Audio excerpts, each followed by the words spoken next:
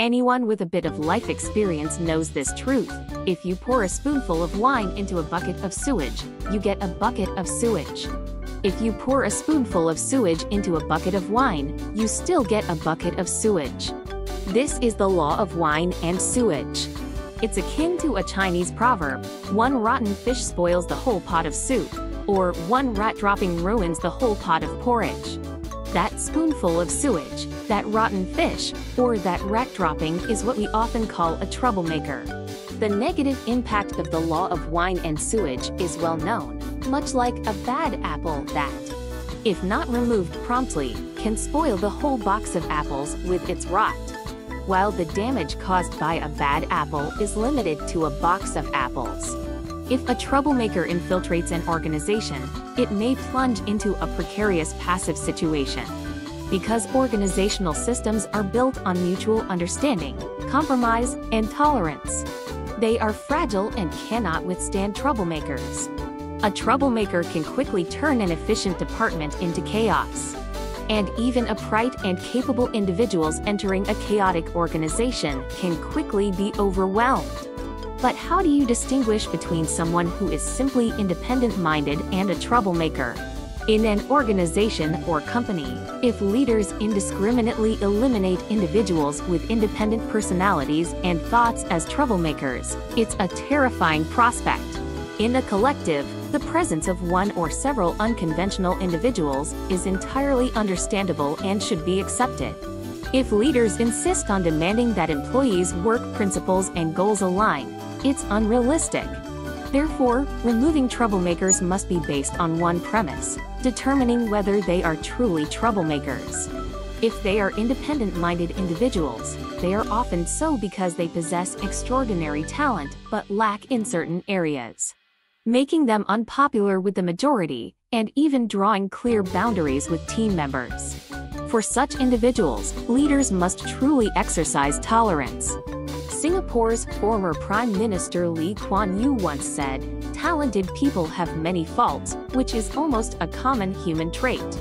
Because I can tolerate their flaws, they can work happily under my leadership." There are several approaches to dealing with such unconventional talent. Provide them with as much space as possible to utilize their talents, ensuring that everyone can contribute their best. When necessary, consider transferring them to positions that better suit them and are less prone to conflict with other employees. However, one criterion cannot be ignored: whether these independent-minded individuals are truly capable of getting things done. If not, despite their talent, they are still troublemakers. The symptoms of a troublemaker are evident. They love to challenge superiors, hinder others' work, and cause losses or trouble to the entire group. If there are such individuals in an organization, they must be dealt with resolutely. And if necessary, they can be dismissed to prevent future harm. Troublemakers often reveal themselves through the face of a villain. Consider the following fable. An old ox toiled in the field, hunched over, dragging a heavy plow, its hooves exerting force against the hard ground, struggling to move forward. The ox was so exhausted that it ended up coughing up blood. Standing nearby, a mouse made malicious remarks. "What a heavy burden! The old ox worked so hard, perhaps it stole treasures." Afraid of being seen, it buried them in the soil and dragged them away.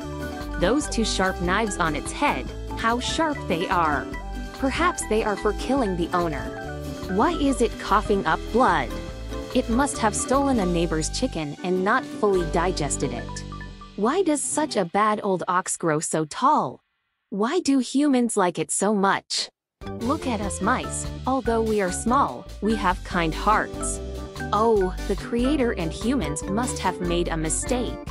This fable perfectly illustrates the face of a villain. What was the mouse's purpose in attacking the ox? Simply to make humans dislike the ox, so it would stop working. The land would go uncultivated, and humans would have no rice to cook. In short, chaos would ensue, allowing the mouse to reap the benefits. In real life, troublemakers are not as easily recognizable as in fables. High-level troublemakers disguise themselves even more deeply.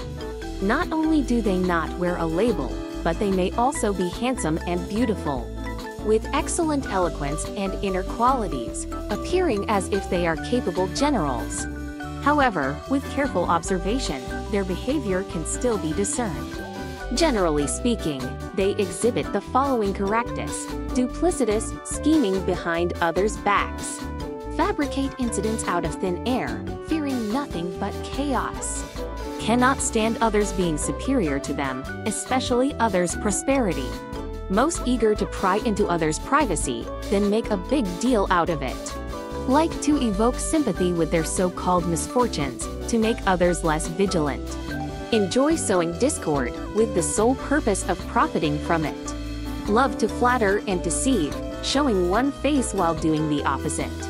Even without conflicts of interest, they will still speak ill of others, will not stop until they achieve their goals, even if it harms both sides, exclude newcomers to assert their own status, belittle others to show their superiority, whether as leaders or ordinary people. In addition to being able to see the true face of troublemakers, one must also develop the ability to resist corruption and change.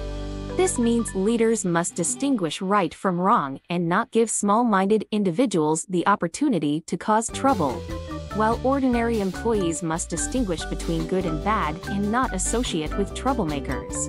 The media once conducted a survey on how to deal with troublemakers. The results showed that 24.78% of people chose to silently endure, 23.78% chose to directly clarify the facts to the boss, 14.06% believed that troublemakers should be counterattacked, as allowing them to flourish cannot be tolerated. 13.66% believed that dealing with troublemakers requires the collective effort of others, leaving them with no place to hide. 12.14% believed that if you can't beat them, avoid them, simply change the environment and don't engage with troublemakers. Only 0.92% said they might succumb to pressure and join forces with troublemakers. There were other attitudes as well, but they are not listed here. It is evident that regardless of the outcome, there are methods available. And there is absolutely no need to be like some of the respondents in the survey, passively accepting troublemakers. Everything has two sides, viewed from the perspective of us versus them. If the enemy has troublemakers, it should be a great relief for us. Therefore, at certain times, planting a few troublemakers among opponents, stirring up muddy waters, and enabling fishing in troubled waters cannot be said to be anything but a clever strategy. The strategy of sowing discord refers to using enemy spies for our own purposes. In simple terms, it means setting up doubts within doubts in the enemy's camp, causing internal conflicts among the enemy to ensure our own victory. The Tang Dynasty poet Du Mu explained the strategy of sowing discord particularly clearly when he said, "If an enemy spy comes to spy on me, I will know in advance, either bribing or deceiving them to work for me, or pretending not to know, feigning false emotions and letting them go, thus using the enemy against themselves." The strategy of sowing discord is essentially about undermining the enemy from within, allowing for fishing in troubled waters, which is truly ingenious.